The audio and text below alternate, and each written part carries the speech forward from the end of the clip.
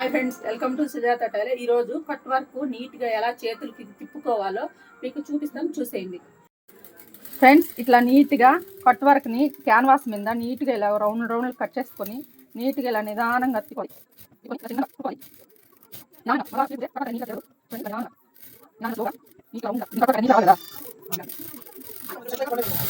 అయిపోయినాక ఇది ఖర్చులు మొత్తం నీట్గా కట్ చేసేసుకొని ఇట్లా నీట్గా కట్ చేసేసుకొని ఇక్కడ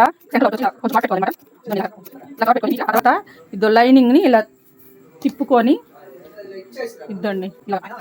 ఇలా